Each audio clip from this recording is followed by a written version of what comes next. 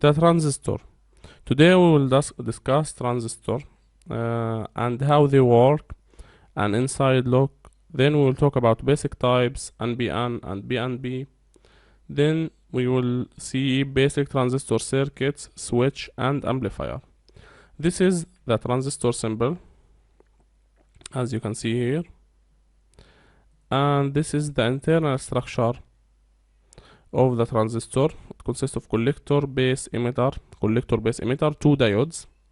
Though you cannot make a transistor simply by putting two diodes together back to back, it is useful to look at the transistor as made up of diodes to better understand what is happening inside. Now let's see this simple transistor registration. Take a look at this representation of the inner working of a PNP transistor. Close inspection reveals that there are two diodes with their P poles connected together. This is the P pole. The PN junction is represented by the narrow black line. In an actual transistor, the P material would really be just a very narrow strip of material, not as represented in this graphic, but this is for making things easier to understand. In this circuit, a power source is applied between the base and the emitter. As you can see here, this is the base and this is the emitter. The positive volt to the base is negative to the emitter, and additional power source is applied between the collector and the base. The negative volt to the base, the positive volt to the collector. The base emitter diode is forward bias, which, remember, cause that diode to conduct electrons, allowing the electrons to move left to right and the holes right to left. Now, as you can see, something interesting happens in this case through the transistor effect. As the electrons from the base emitter diode go across the PN junction, the P layer is so thin and there are so few holes to accept the electrons that the electrons continue to flow right and cause the base collector diode to start conducting and allowing the current to pass through the transistor to the collector. In effect, a small forward bias on the base emitter diode causes the transistor to turn on and pass current through the emitter to collector junction. So basically you can either forward or reverse bias a transistor by controlling its base voltage. You need to forward bias one of the junction to allow it to flow. We will see this in more detail once we go next in the switch and amplifier circuits. This is the same circuit but in a reverse bias manner.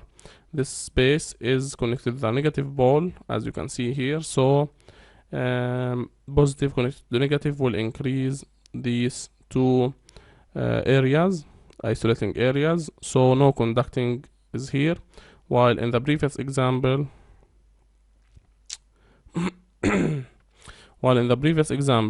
as you can see here, positive is connected to this positive terminal, so it's forward bias and positive holes will go there and there connected with electrons, so this area will be reduced, this insulating area, and it will conduct. While in the second case, the negative and positive will attract the positive holes, which will make this area wider and will allow electrons to pass. Now if we look at the transistor, there are two basic types of transistor depending on the arrangement of the material, PNP and NPN, as you can see here. As easy phrase to help remember the appropriate symbol is to look at the arrow, PNP pointing in proudly, NPN not pointing in, N not B pointing N in, PNP pointing in proudly. So this will help you remember the arrow direction and identify the transistor depending on that arrow. The only operational difference is the source polarity. NPN not pointing in, B and B pointing in proudly. Now if we looked here, the transistor as switch, during the next two activities you will build a transistor switch and a transistor amplifier. The pin out of the 2N3904 transistor is indicated here, as you can see. You must purchase it or you can simulate it using Protas. The transistors as a switch, build the circuit as you can see, this circuit. Use hookup wire to serve as switches to connect the current to the transistor base here. What happens when you first apply power? The base is left floating, not connected. Now as you can see here, we have a LED, 300 ohm resistor, 330 ohm resistor in the collector to limit the current flowing through the LED. Remember, when the transistor begins to conduct the path through the transistor's very low resistance, without the current limiting resistor, too much current will damage the component.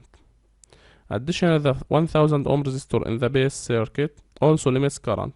In this case, when the base emitter diode conducts, there is a low resistance path. Without current limiting, the transistor can be damaged. When the circuit is completed, nothing should happen because the base emitter diode of the transistor is not biased, so the transistor does not conduct. Now, when the base is connected to the 9 volt, the base emitter diode is forward biased and conduct.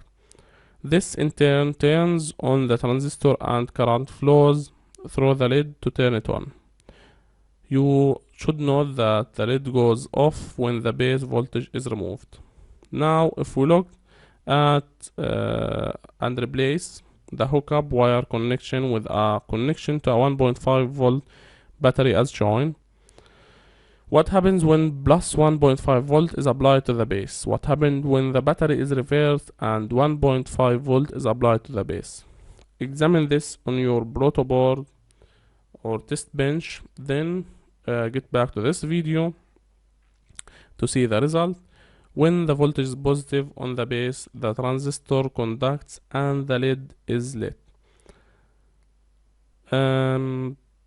They are controlling a much larger voltage with a small voltage.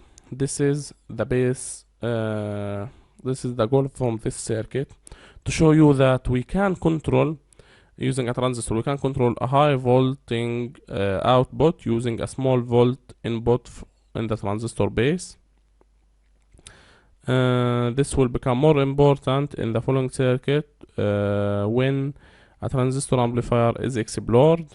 But for now, you need to understand that we can use small volt on the base to control high voltage output.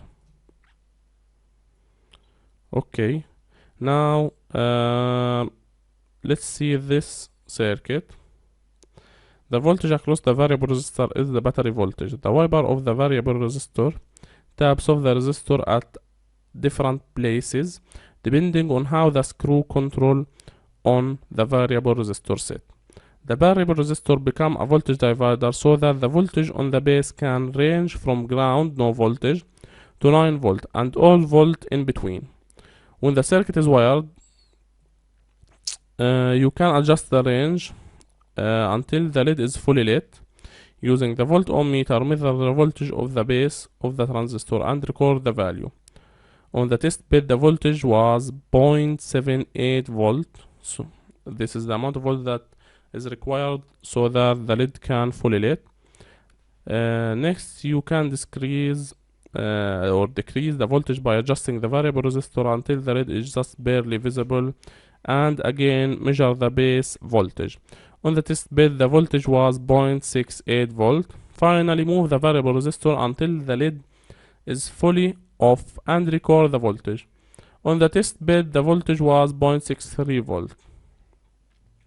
As you can see, depending on different value of the base voltage, we can examine different behavior of the LED. Hello and welcome to this new lesson in which I'll explain to you how you can easily test a transistor.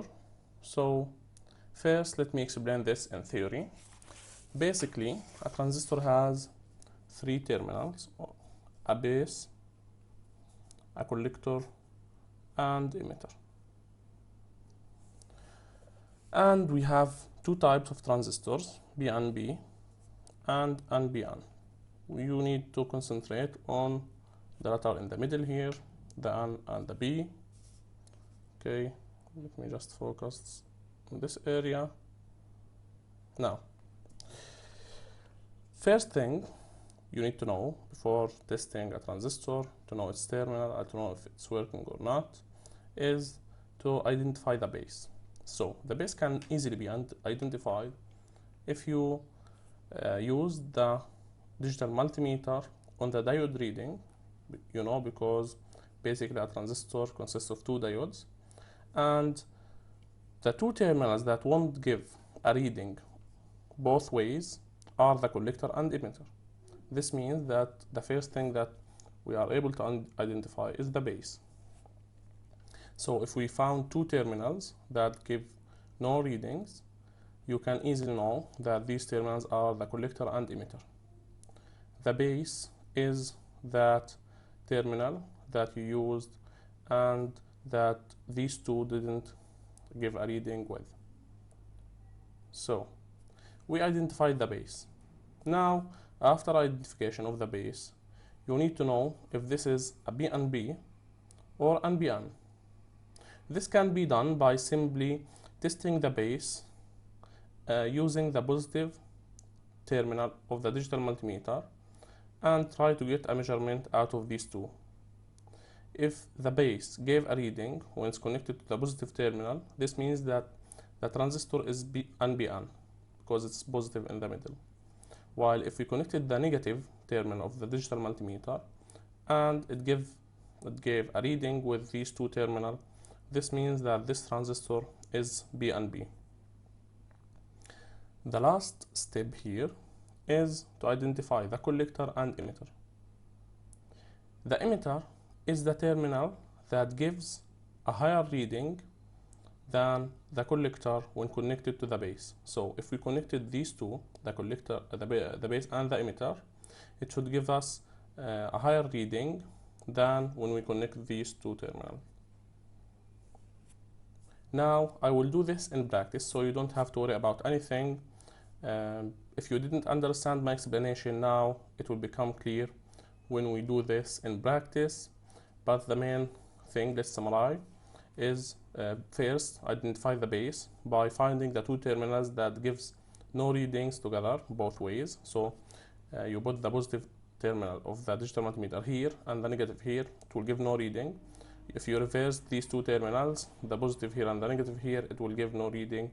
So basically you identify the base, which is the third terminal. The next step will be identifying if it's PNP or NPN by knowing the base voltage is positive or negative. Third step will be identifying the collector and emitter. The one that will measure or will give a high reading with the base will be the emitter. The other one is the collector.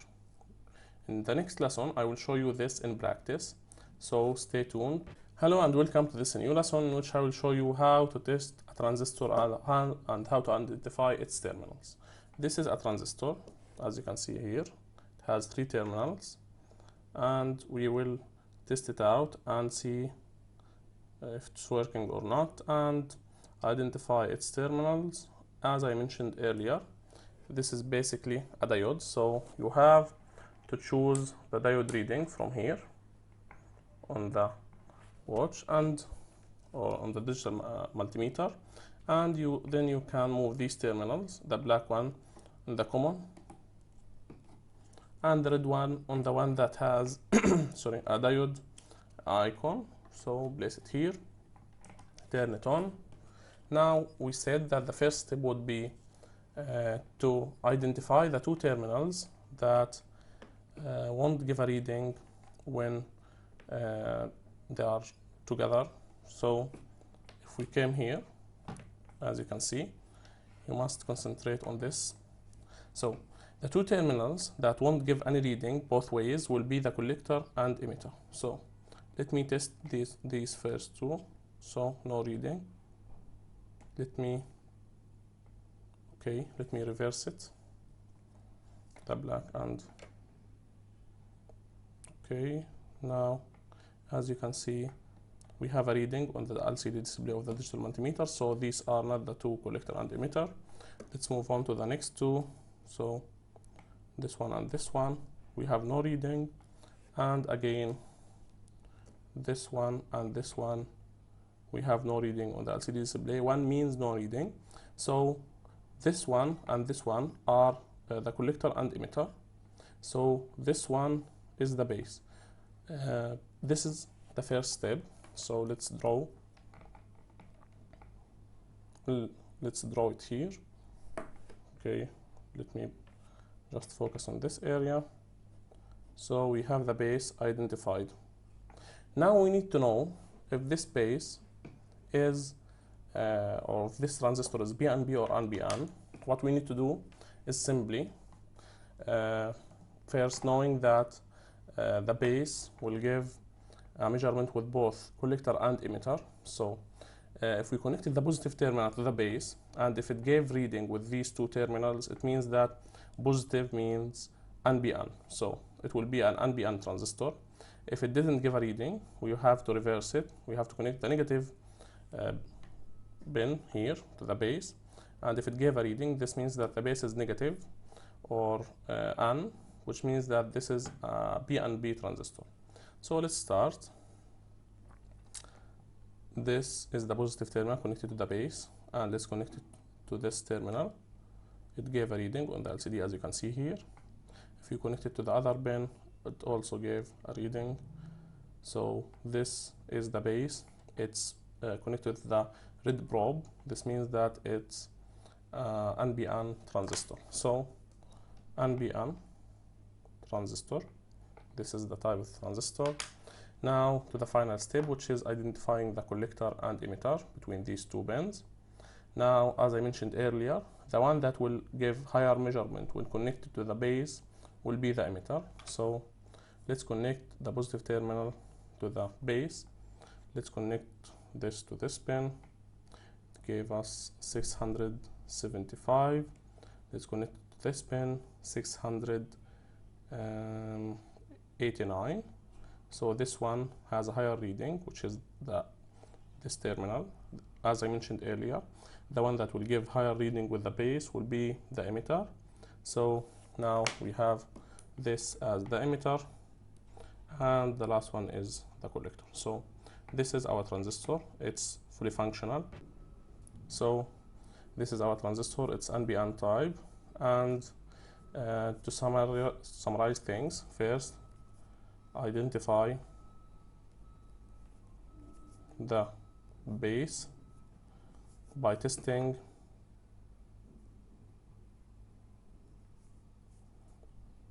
collector and emitter. As I mentioned earlier, we can identify the base by testing the two terminals that gives no reading when connected with the two probes of the digital multimeter. As we did earlier, these were the two terminals that gave no reading. So the third pin will be the base. Now, after identifying the base, we need to identify type. Identify type, NPN or PNP. Depending on the letter in the middle, if we connected the red probe to the base and it gave reading with the C and E, so it's NPN. If we connected the negative or the black probe to the base and it gave reading with the collector and emitter, it's PNP. The one that we have here gave reading with when we connected the red probe to the base and the black probe to the collector and emitter, it gave reading, so it's NPN type. The third and final step would be test base to emitter, base to collector. This should give higher reading on digital multimeter.